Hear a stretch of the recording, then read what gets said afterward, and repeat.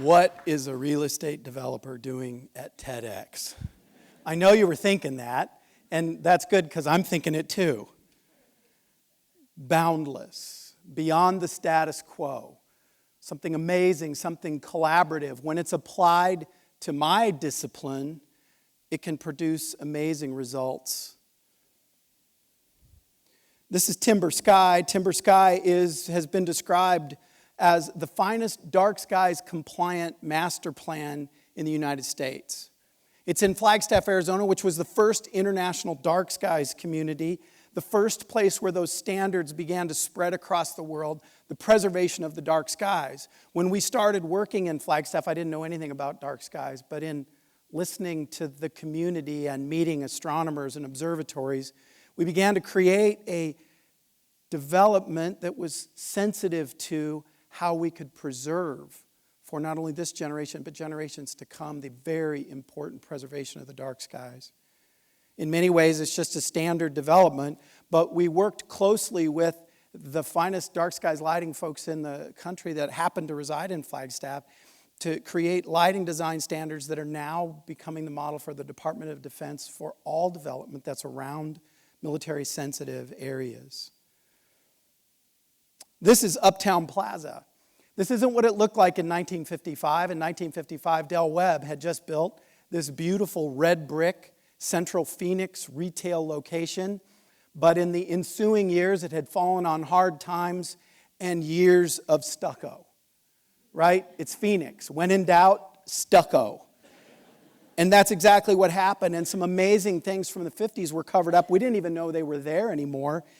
As we began to look around, they had covered everything up. They had put layers of stucco on, green awnings, red tile roof, and Boston Market.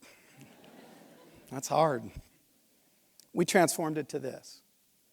We pulled off 3 different layers of stucco. We began to find tenants that had a vision for an area that was surrounded by 4 historic neighborhoods, all of whom came together and all of whom we listened to in order to create something that's very special. That's the original sign from 1955. We went and found the designer of the sign. He was 83 years old. I said, I want to use your sign. Would you make it for me? And he said, I'm 83. We took his design and we built it, and we established a whole program of adaptive reuse and with many, many things, little details that you wouldn't even know unless you were there, and the only all-neon sign package that's been approved in the city of Phoenix in the last 25 years. This is the 444 building. Before that, it was a Fred Guiri design. Fred was one of the really important mid-century architects. It's right next to a Ralph Haver building. These 2 office buildings had fallen on hard times and were probably going to be destroyed until we got together with another group, bought both of the buildings, and were converting them into an Arrive Hotel and preserving 2 mid-century important buildings and putting them into the National Historic Trust forever. So they will always remain important mid-century assets. This isn't a story about all the cool stuff we do, because in reality, almost all of these could have not happened. In fact, that really is my story. You see, I'm a real estate developer. It's consistently, in almost every survey, one of the top 3 most hated professions, with lawyers and bankers, which is incredibly sad because the people who are supposed to represent justice and the people who bring capital and the people who build place have the chance to do the most, and too many times we don't. I wasn't as bad as the rest of my industry, but I wasn't somebody who was listening to dark skies advocates. I wasn't listening to preservationists. Something changed in my life. Well, it's not really something, it's someone. It's not really someone, it's someones. And I'd like to introduce you to a few of them tonight. This changed for me. As a real estate developer and somebody who, because of risk, makes me right, and there's a whole industry around getting votes and getting things approved, and a whole antagony between the people who fight those things and the people who bring it, and it's just a broken world. But I met some people that helped me see the world differently. This is Alvin. Alvin came to live with us when he was 4 years old. He came from an undocumented home and out of a very difficult background. And through a whole series of circumstances, he came to live in our house. He used to ride his big wheel around our house, and he had all of his possessions in a little bag, and he would pull it everywhere he went, all over our house. I remember asking somebody who was an advocate in the undocumented community, well, why does he do that? Oh, because there's so much disruption. He keeps everything close. And I thought, well, that shouldn't be. You know, Alvin and I never had a conversation about affordable housing. We never had a conversation about the inequity between the rich and the poor. We never had a conversation about any of those things. We didn't need to, because he began to teach me to see things in a way that I wasn't seeing them, to get past my own boundaries. This is Coral Evans.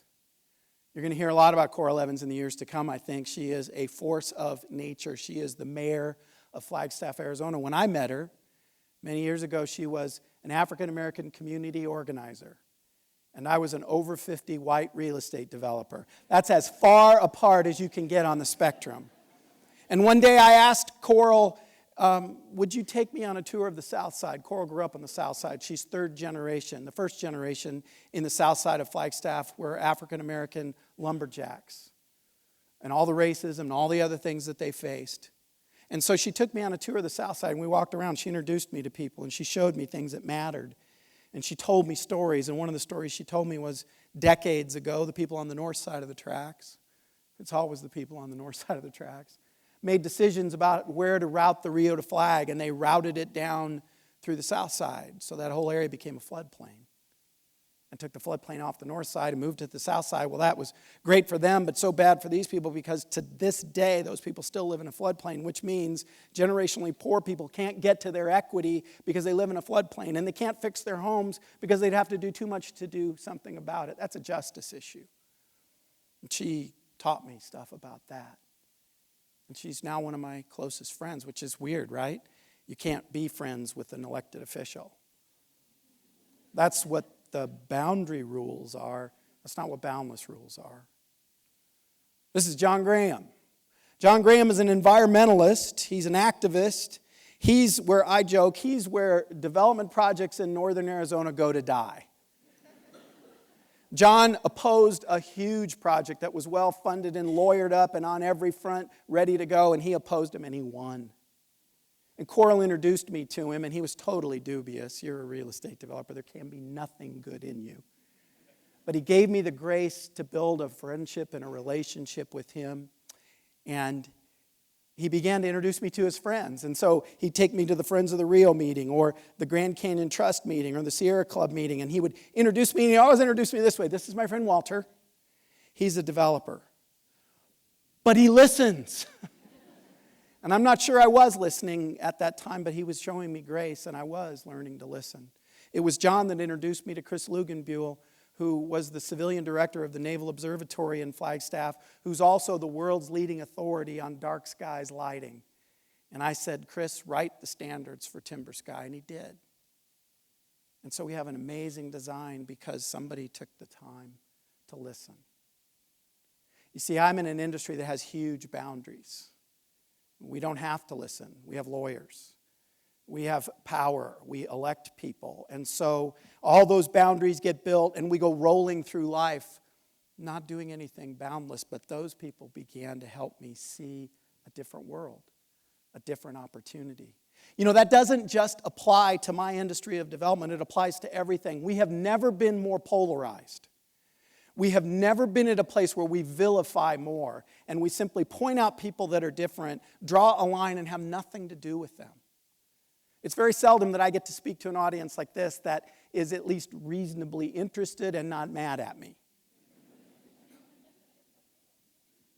Most of the time I walk in places where people are angry, I have to go through a process. I have to listen, and it takes years. Our developments take a lot more time to get there. But we had to get past our boundaries if we were really going to do something boundless. And I guess that would be my challenge to all of us here. I see the great things that we're producing now, which only happened because we were listening to constituencies that weren't in my foursome at the club. That was funny, and you didn't even laugh. That was good. I began to meet people that were outside of that, and it changed the way I thought. I know in a room like this, there's some of you here who have gone to a meeting in a city hall and opposed a development. But I would ask you, did you ever go and meet with that developer? Did you ever go and pursue him? Did you ever go wait outside his house and say, listen, no, you're going to listen to me? Well, he wouldn't listen. He's got to look. No, you never know. Let me ask you some questions. How many enemies did you talk to this week? Well, Walter, they're enemies. Why would I talk to them? And that's the whole point.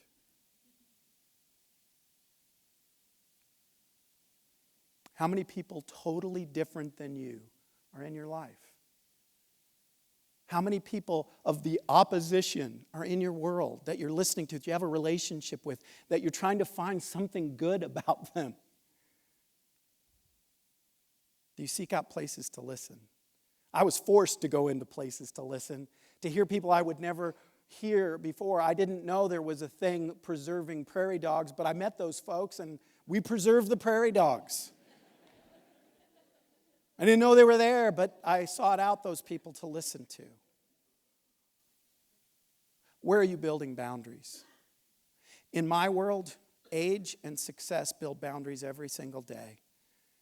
2 weeks ago, I had a meeting in Flagstaff. We have a student housing project. It's transit-oriented. It's dense. It's the right thing for climate change. It's the right thing for moving and multimodal. It's the right thing.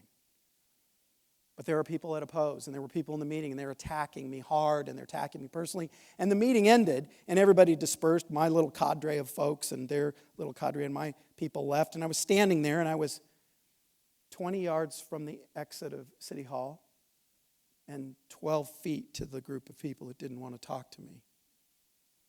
20 yards to safety and freedom, 10 feet to opponents who weren't kind.